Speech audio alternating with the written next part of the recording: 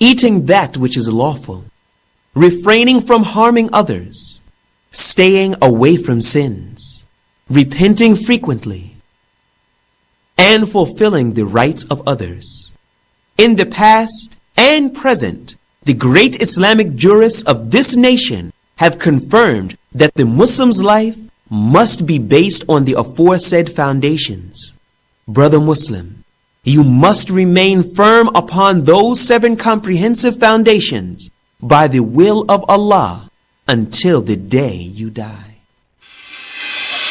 Peterborough's community radio station, Salam Radio, 106.2 FM. Assalamu alaikum and welcome to Salam Sports here on Salam Radio, Peterborough 106.2 FM. Thank you so much for joining us.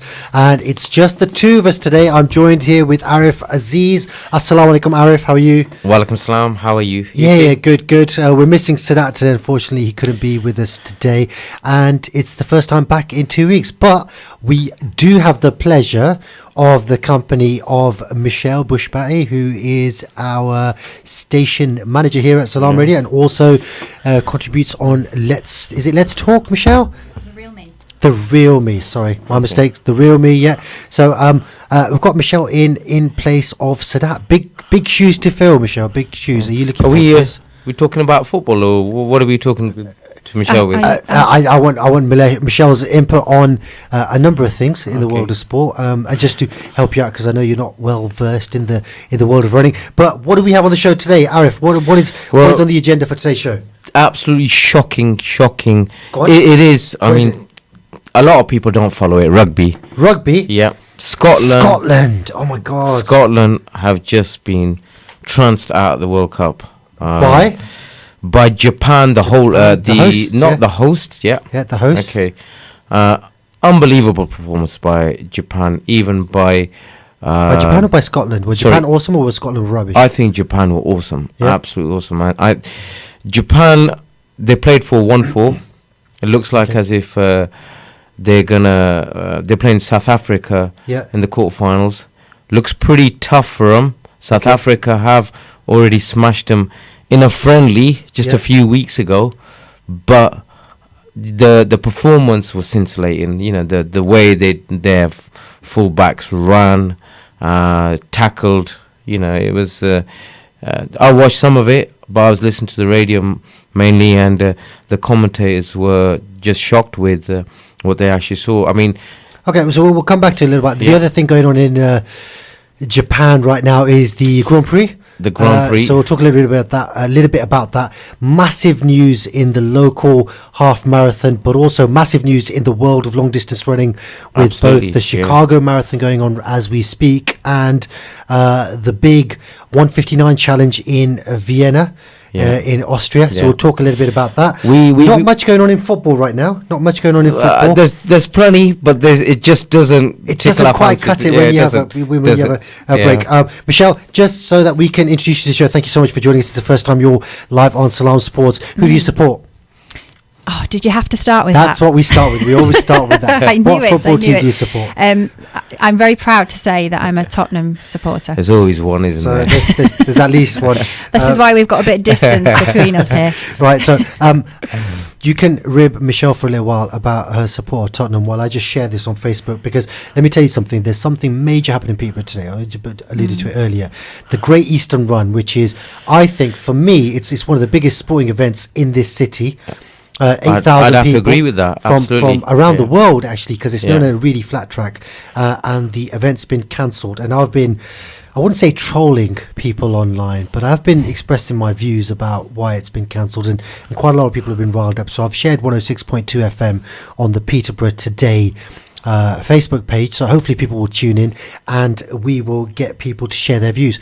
But yeah, so I'm just going to share this post. Anything else that we're going to be talking about today?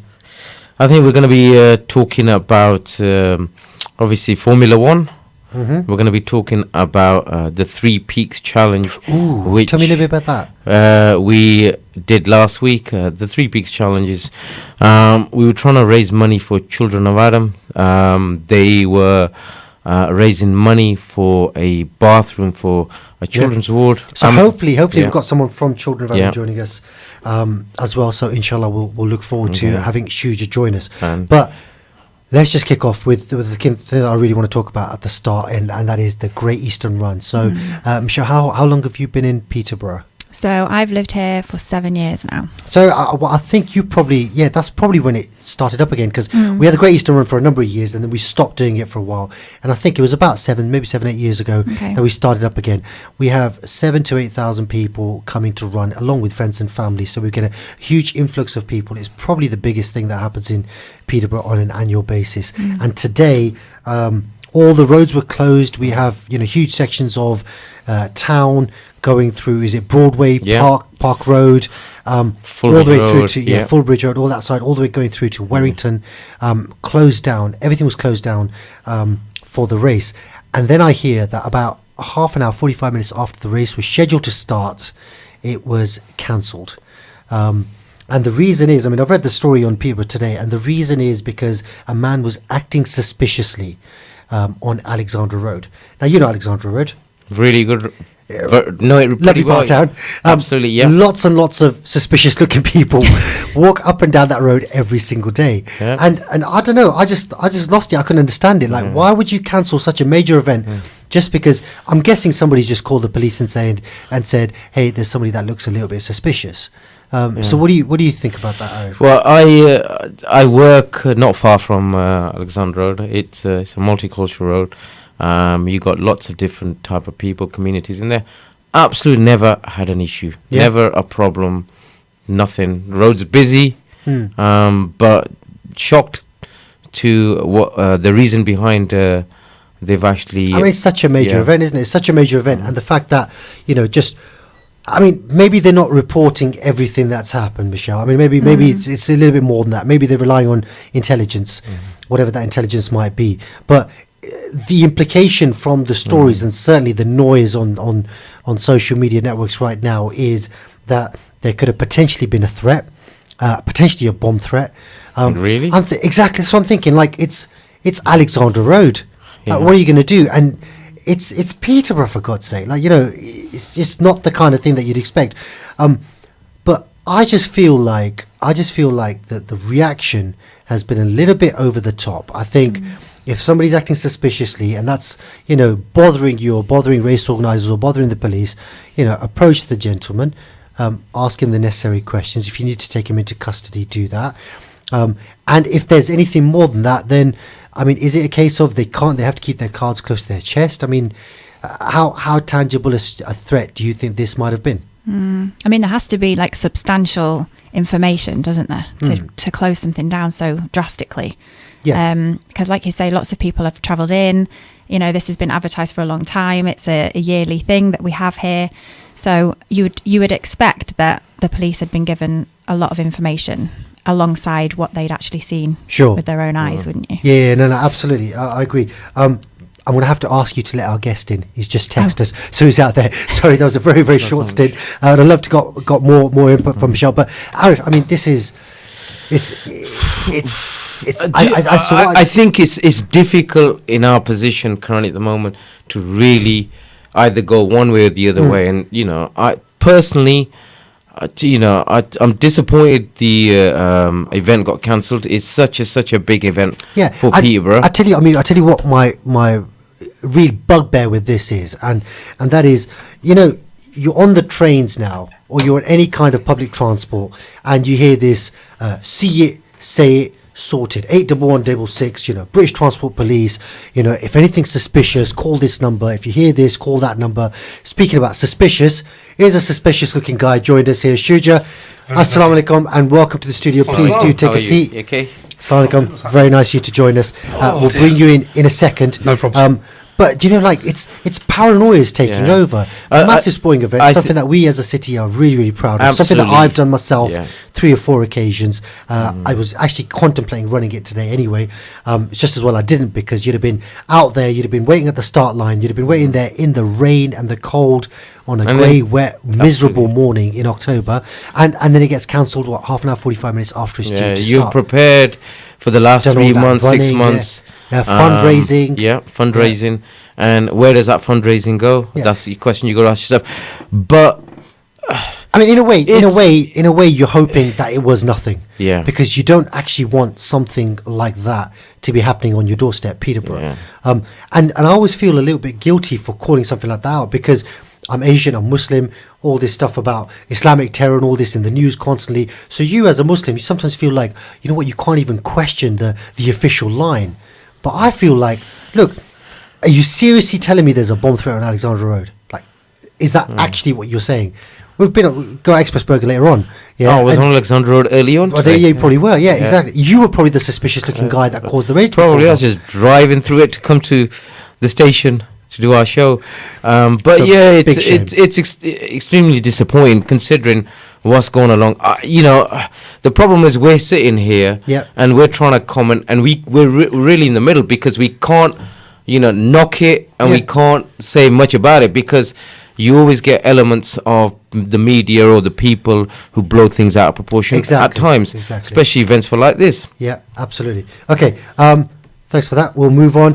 Shuja, assalamu alaikum. Welcome to Salam Sports. It's a pleasure to have you on here for the first time on Salam Sports. Obviously, you've been on Salam Radio. You had your own show for a little while, so our listeners will be familiar with you. You've got your mic turned up. Thank you so much for coming in. Shuja is in today because Arif and I, along with a group of 14, 15 other individuals, took part in the Three Peaks Challenge, which, if you're not familiar with, is climbing the 3 tallest peaks, one in Scotland, one in England, one in Wales, in the space of 24 hours, and allowing for driving time in between. So we'll talk about who was more successful and who was less successful. I don't think we need to go down that route. I think we'll talk about that a little bit in a little while. But it was a fantastic experience. I think everybody had a lot of fun. Lots and lots of money was raised. The official target, so the official amount raised hasn't been finalised. We're still totting that up because Arif can't get to the bottom of his money bags. So he's still counting. Need to chase more than anything else. Shuja, tell us a little bit about why we decided to go off and do this crazy thing and support Children of Adam in the project that they're supporting right now. So first of all, I'd like to say thank you to all you guys, because legends. Honestly, it was an absolute pleasure. When we found out you were doing it, okay, fantastic. Then I saw the weather. Then I thought, you know what? You guys are brave. Because if I was me, I'd have rang in sick. Yeah. I'd be like, I got a headache today, or hurt my toe or something. You say that, some of the people did ring in sick, didn't they? I bet they did. We'll talk about that, yeah. But again, I think that's the challenge. Sure. In regards to, why you did it, again, obviously raising money for Children of Adam. And with Children of Adam, most of, alhamdulillah, the people do know, but still people out there that don't know we exist. Sure. Yeah, absolutely. We're obviously a local charity and international.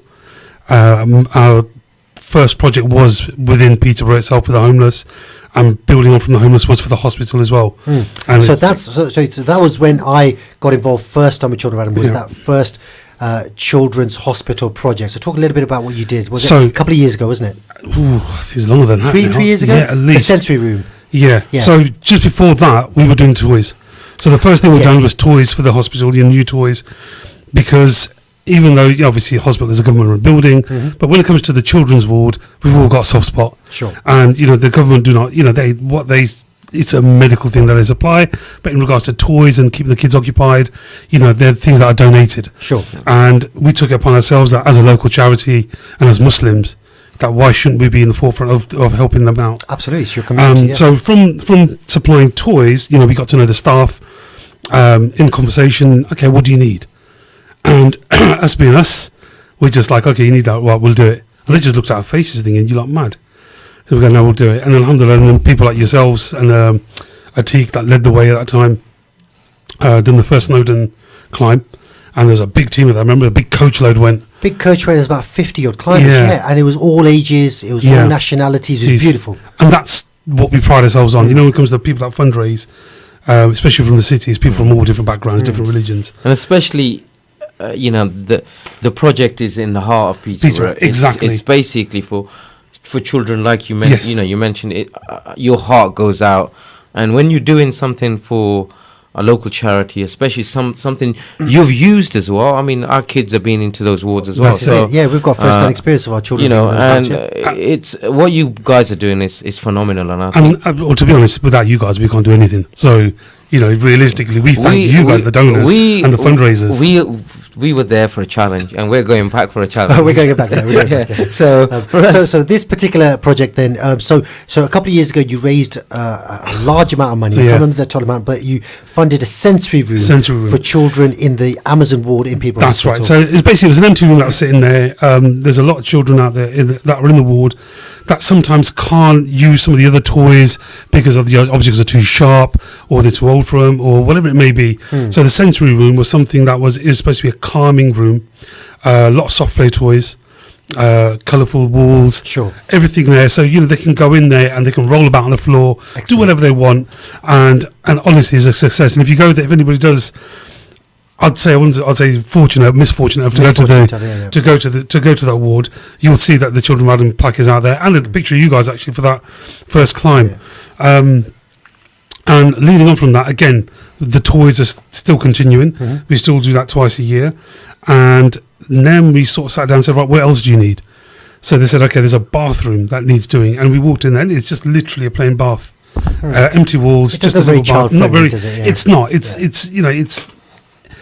It's not nice. It's clinical. And it's exactly. cold, it's clinical. It's and with this particular room, a lot of the children that do use it have to be in there for quite some time. So it's okay, now it's a challenge. It's okay, what can we do to make it friendly enough that they want to spend the time in there? Sure. So obviously, we've got you guys into the challenge. Quite a few people are getting raising funds for this. We've got a couple of guys going in that are looking in the room now, making plans, deciding what they want to do.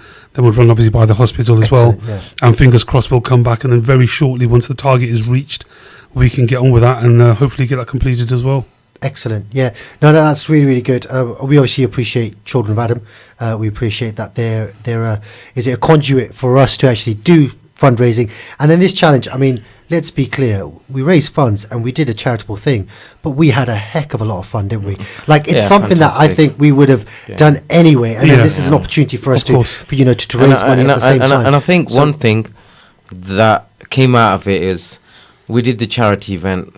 It was competitive, but the bonding that we actually got, the laugh, the team spirit, the team spirit was fantastic. So we will go on to the mountain climbing element, given it is a sports show, and we want to talk about the sporting aspect as well. But Shuja, thank you so much for coming in. I appreciate you. Really, really busy. We're going to move on and just talk about Arif's antics on the mountain. So feel free to stay behind and just for a second. I need to listen to this. So Arif, what was the name of the challenge? The 3 Peaks Challenge. How many peaks did you hit? We managed to do... Not we, you.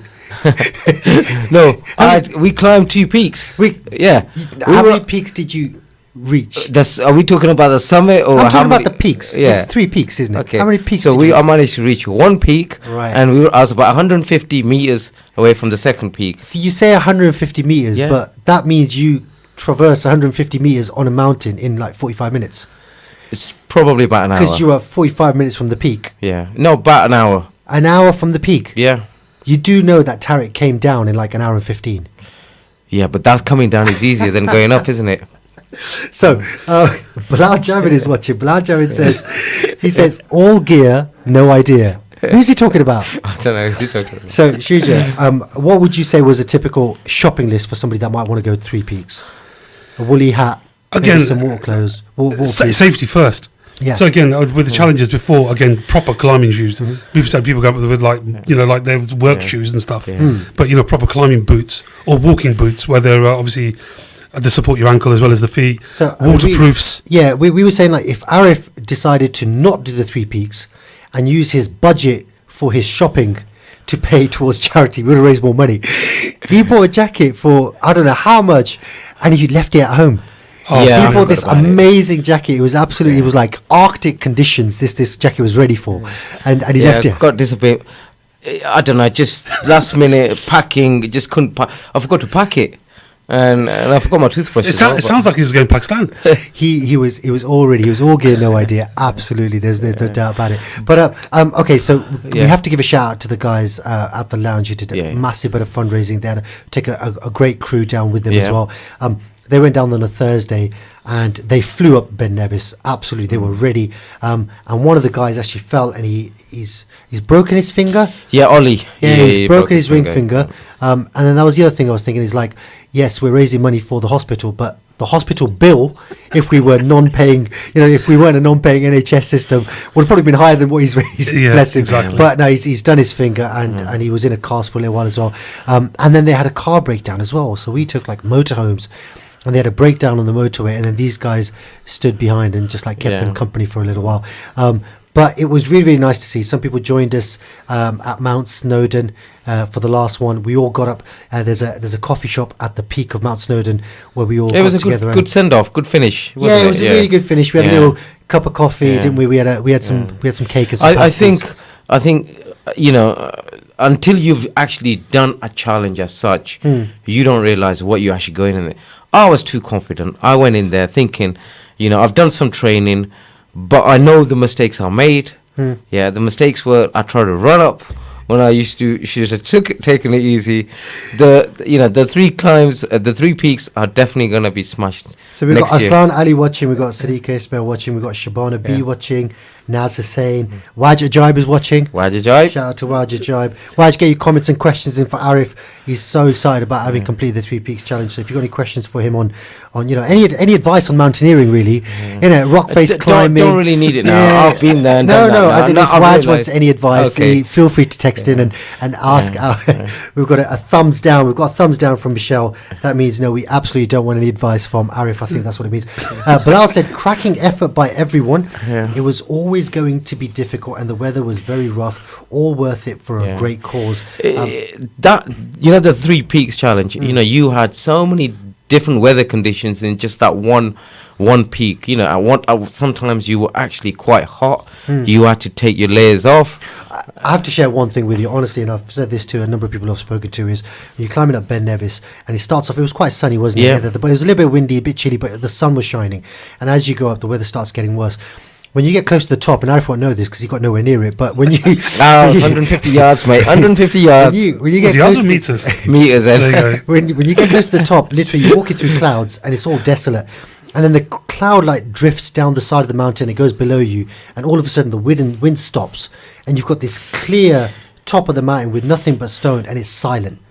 I walked about half an hour and I saw nobody, so it was absolutely silent, and it was like a very spiritual moment. Mountains are quite spiritual. You've got all these. Are you sure you got to the top though? Because there was quite a few people at the top. Yeah, I got a photo in the hut. So did you? The hut that you didn't see. So no, alhamdulillah. Waj says, I've been trying to call Arif the last few days to congratulate him and making a huge donation to his charity. Well done, people. Massive achievement. Thank you, Waj. Apologies. I should have called you back last night. Yeah, he's definitely going to call back now. Okay. And then the other sporting event that you've been involved in over the last few days, which I know you don't want to talk about, is the FC Peterborough Veterans match on Friday night.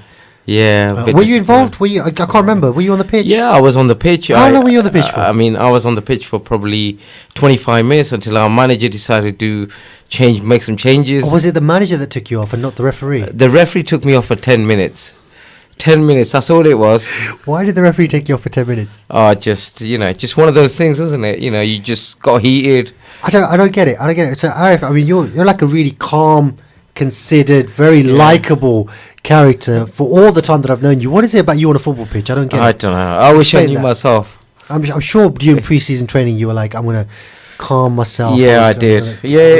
I think, well, I've been kicked out of the team now anyway, so we'll have to see what the manager thinks. I should stop now. I'm getting told off by the station manager, Michelle, saying Arif is getting roasted today because Sadat's not here.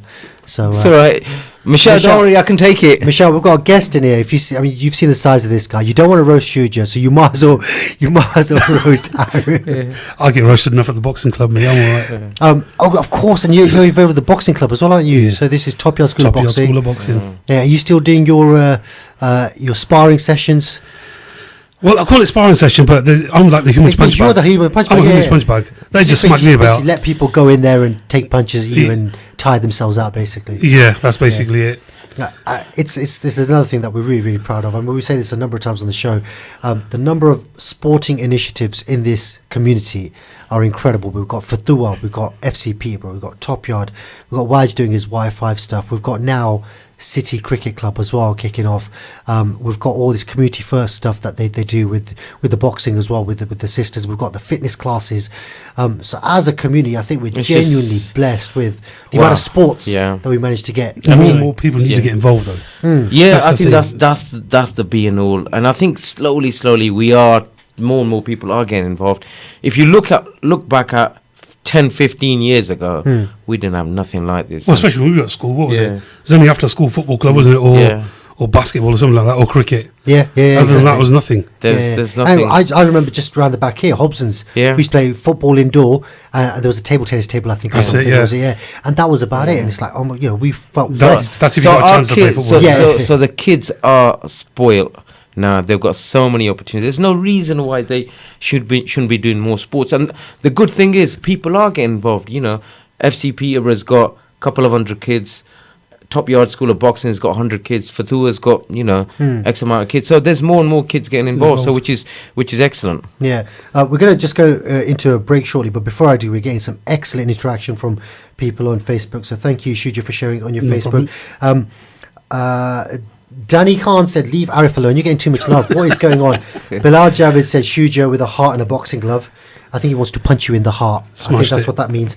And Waj is saying, Shuja Saklan is chatting waffle. He beats everyone up at the gym.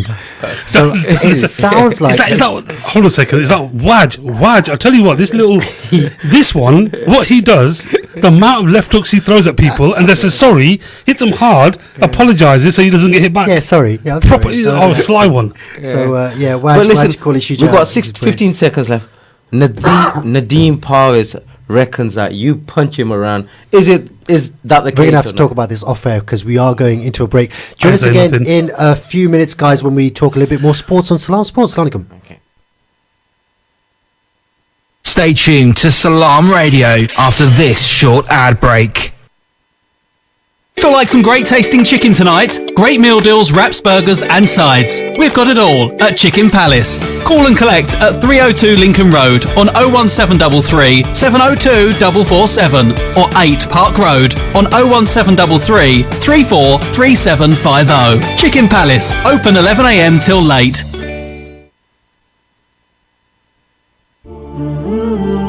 Here at Children of Adam, we believe water wells and hand pumps are a significant step to empowering people to live their best life. A hand pump donation is an excellent form of sadaqah jariyah for loved ones, including those who have passed away. Saad ibn Ubadah reported, he said, O Messenger of Allah, the mother of Saad has died, so what is the best charity I may give on her behalf? The Messenger of Allah, peace and blessings be upon him, said, water. Saad dug a well and said, this is for the mother of Saad. A water pump is £150. Please donate by visiting childrenofadam.net or call us on 0300 321 0032.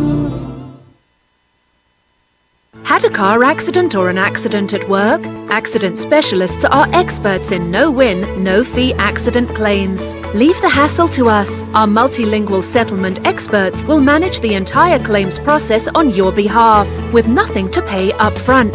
We provide services such as credit hire, taxi vehicles, recovery, storage and much more. For full details on our range of services and a free consultation, call us on 01733 555 774 or visit our office at 249 Lincoln Road opposite the NatWest Bank.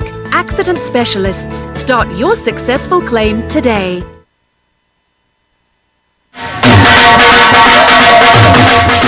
दोस्ता की परेशान है जरा कर है ना सारा सौदा मुक्या वा मुल्का विच पैसे भेजने हुन अमार फूड वाले की फोन खड़का ते फ्री लोकल डिलीवरी कार मंगवा आला ता उत्थे का स्पेशल आ ओना की लबई हाइजीन च ग्रेड 5 चीजें चंगियां मियारी ते सस्तियां ते नाले ऑफर ही ऑफर और क्या ताजा गोश्त ताजी सब्जियां ते फ्रूट आटा चावल दालां मसाले ते जूस सारे बिल जमा करने गैस ते इलेक्ट्रिक ने टॉप अप भी करने पाकिस्तान पैसे बिल्कुल फ्री भेजने मतलब के एक चिड़ी ने दुधे छड़ी ता हर शय लबनी अठ जने ने आप उतरा Amar Food Store and Halal Meat 613B Lincoln Road Peterborough telephone 01733 687374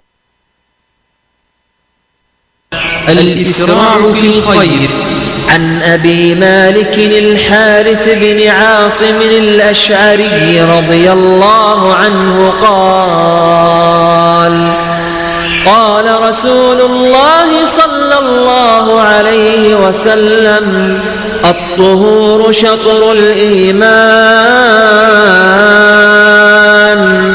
والحمد لله تملأ الميزان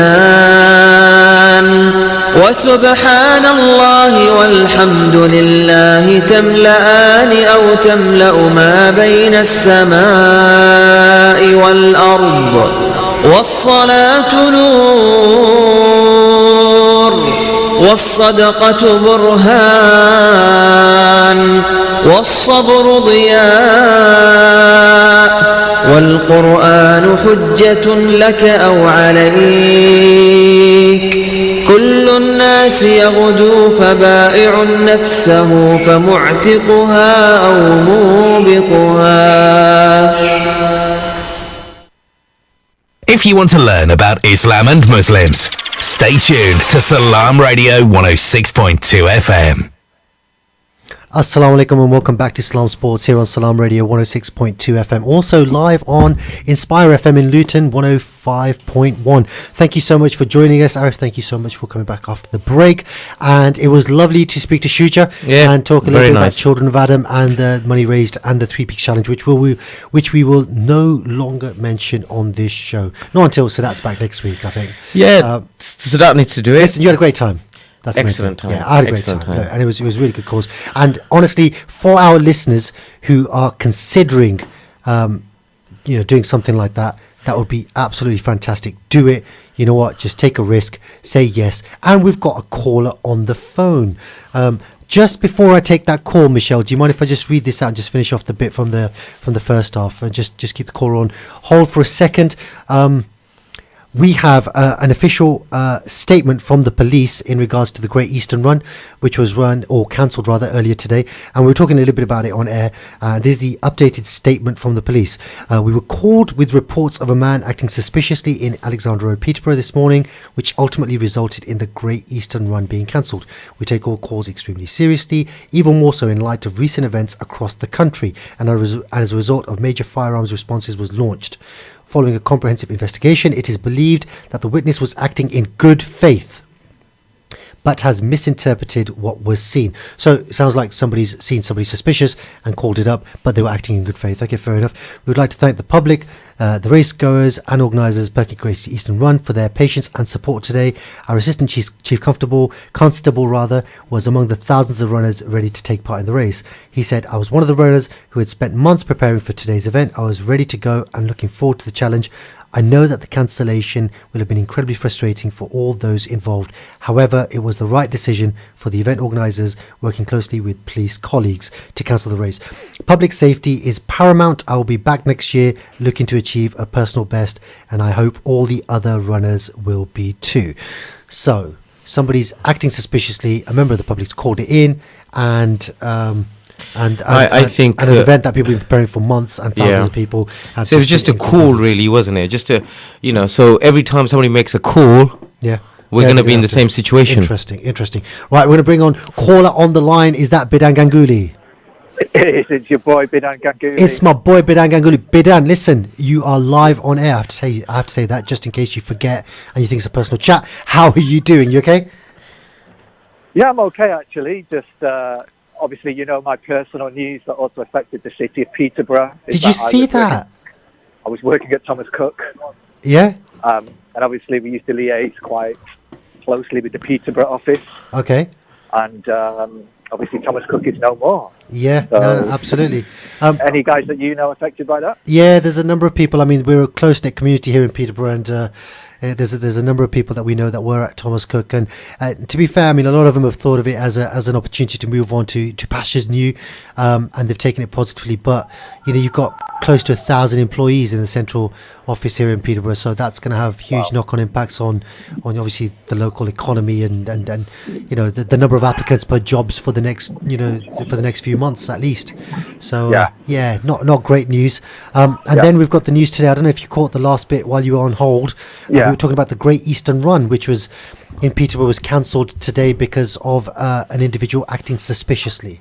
And the Great Eastern Run it's one of the best known half marathons in the UK because it's a really flat track, and if you're a flat track bully, then you're going to get a really good time.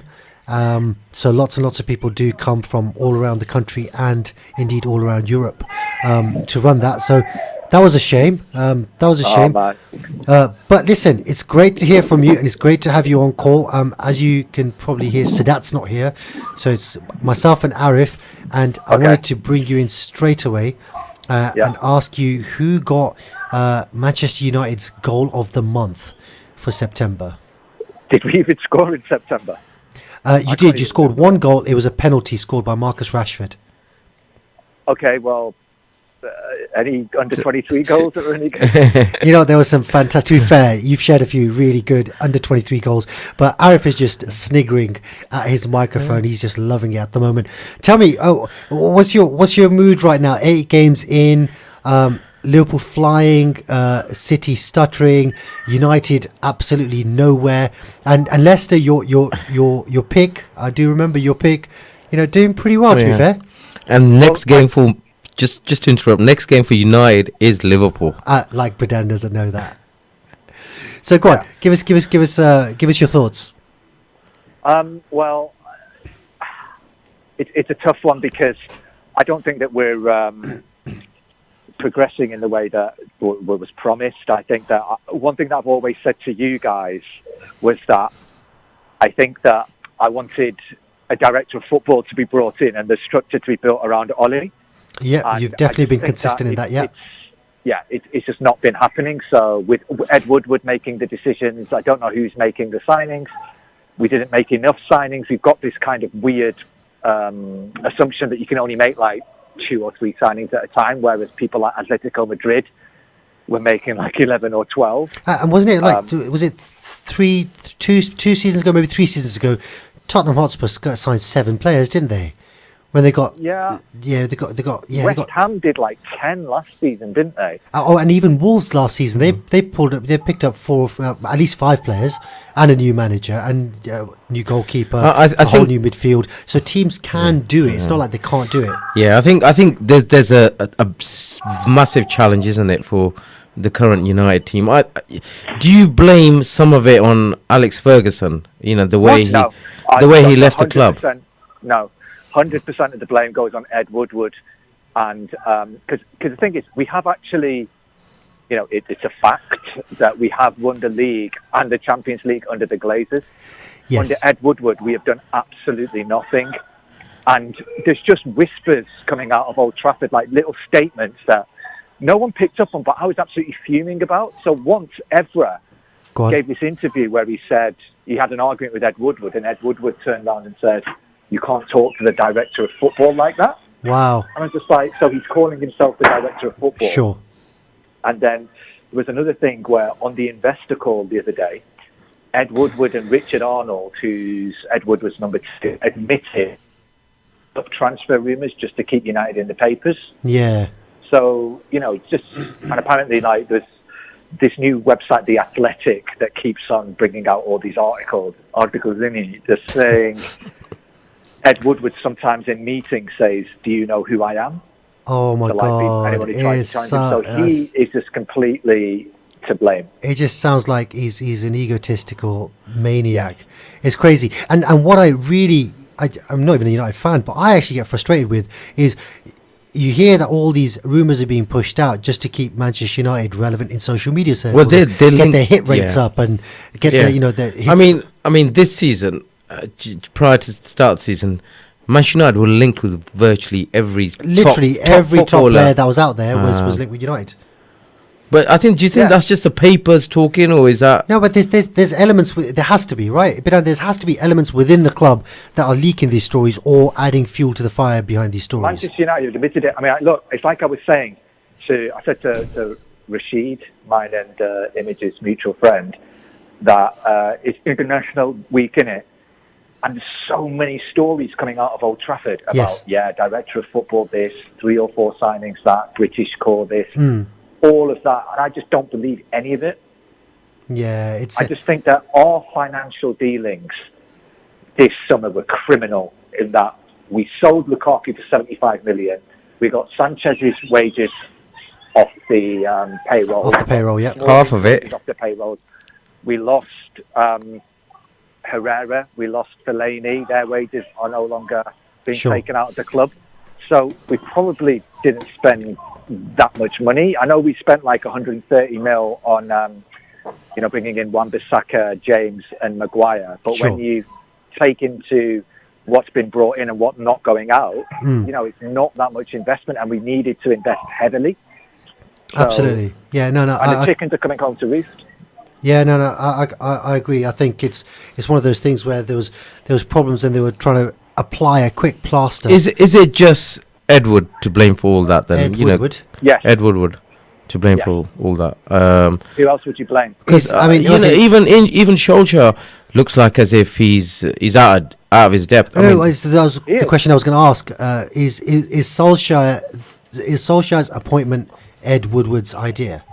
Was he behind it? And if he was behind it, then you've got to say that's an extension of Woodward's culpability. So I saw this tweet, so I can't verify it myself, but there's been loads of stories also coming out of Old Trafford about that are anti, Ed Woodward. And the latest one was saying that Mourinho only signed Fred was because he was identified by somebody in the club. Mourinho didn't want him, but he thought he was better than no one, which is what he thought he would get had he said no. So, but on this also, and someone was listing all these revelations that have come out, and the other one was Solskjaer apparently was brought on board to get the fans off the board's back.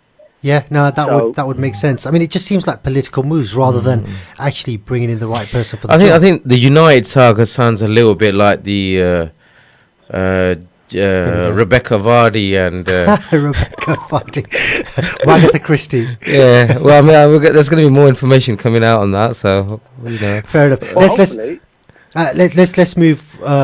As much as I'd love to talk about United for this whole show, because it actually brings me a lot of joy and bit down a lot of pain, which also helps. Let's talk. Can we just talk a little bit about Liverpool? I mean, what do you think? They've not been playing well, Bidsy, but they've played 8-1-8 and City, as explosive as they looked when they scored 8 goals the other week, they've lost 2 games. Well, yeah, exactly. I would say that Liverpool have been playing well, but you've also been very lucky. That was a dive by Mane in the last game. There's no 2 ways about it. Yeah. Ooh, I think due the course of the season, it evens out, doesn't it? Because United had the great Alex Ferguson in the last few minutes. It was reviewed by VAR, Bidsy. VAR doesn't get things wrong. It was reviewed by VAR. But this is the thing. VAR is still subjective. If you think that's a penalty, then, well, you need your head read, in my opinion. But the thing is, VAR is like, it's not like VAR look at it in isolation and think, is that a penalty? Is that not a penalty? It's like, is it such a blatant error that we overturn the referee? Yeah. So I think the referee gave it. VAR looked at it, and VAR thought, well, there's probably a bit of contact there, so it's not an obvious VAR error. said you haven't massively messed up there. But yeah, I mean, I look fair play to Liverpool. They are where they are. They're top of the league, and they're going great guns. But I think that I'm hoping the luck will run out soon.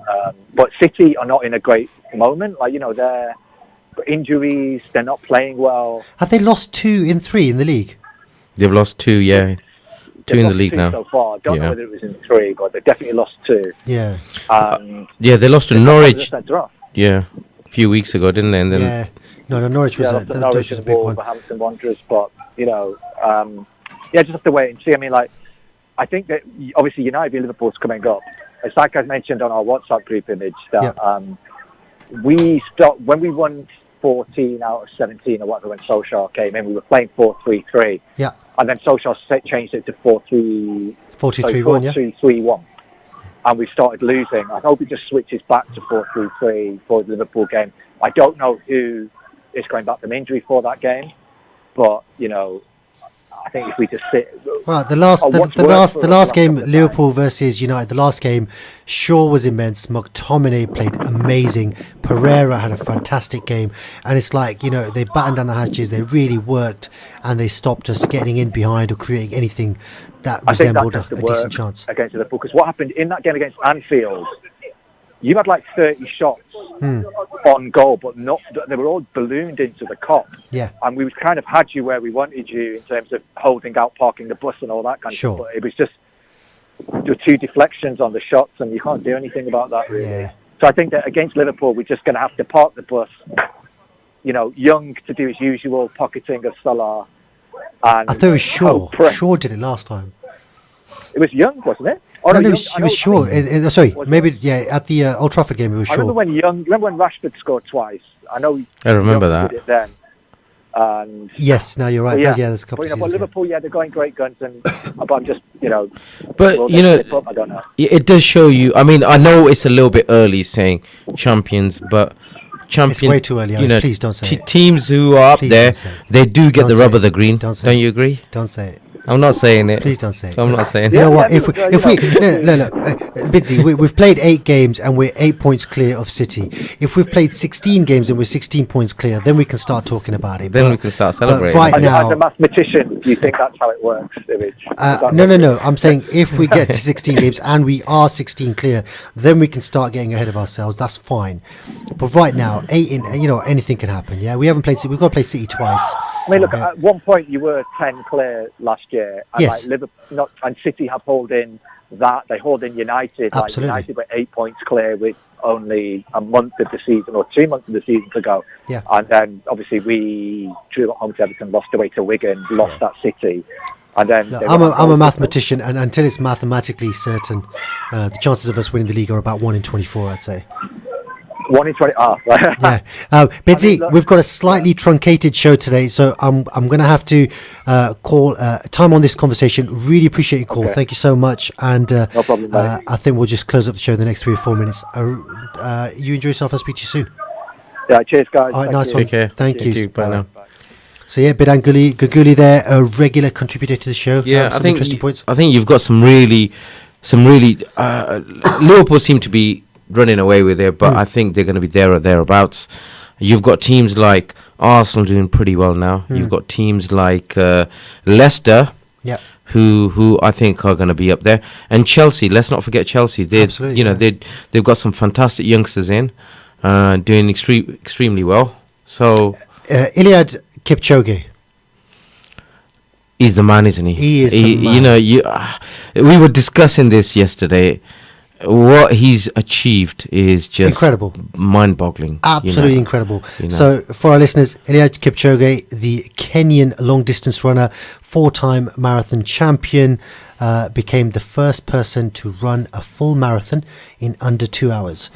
And that's a landmark moment because there's been lots and lots of records around the 2 hours, 2 minutes, 2 hours, 1 minute and whatnot. He's gone under 2 hours for the first time. It's equivalent to Roger Bannister's first ever 4-minute mile. Wow. I mean, some people have compared it to the Neil Armstrong walk on the moon. You could. I mean, let's just. Usain Bolt's going below 9.6. Let's just break this down for a second. 100 meters, 17 seconds.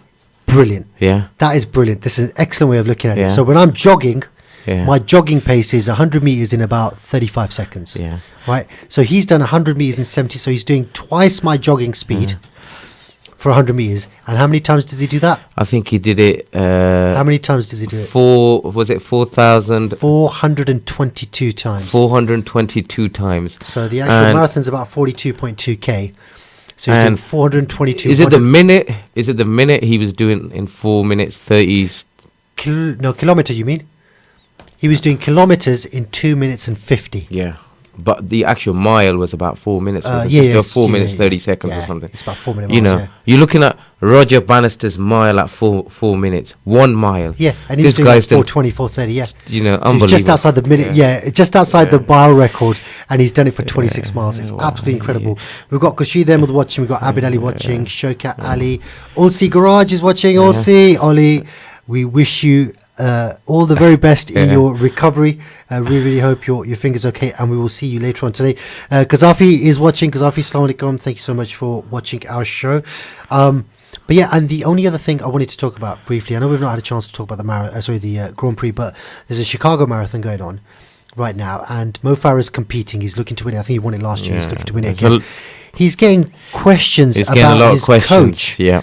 And his coach has been fined for doping, like, was it about a year and a half ago? Yeah. So why are those questions persisting? I mean, this is a guy who's never been, he's been accused, but he's never failed a drugs test. He's always denied it. He's saying just because my coach hasn't been involved in that kind of stuff doesn't necessarily mean me as an athlete has been involved. I think now he's also said that it might be to do with the colour of his skin. There's definitely he's definitely claimed that there's an agenda behind it, and he's getting provoked into answering questions like that. So it's really, really unfortunate. It's a shame that we haven't got more time to discuss it, because we've had our show truncated somewhat because Salam Radio are doing another show at 4 o'clock, and they need a little bit of time to prepare. So I think we're going to have to call it. I'm going to have to call it time until obviously next week, when we will be joined again by Sadat Akram.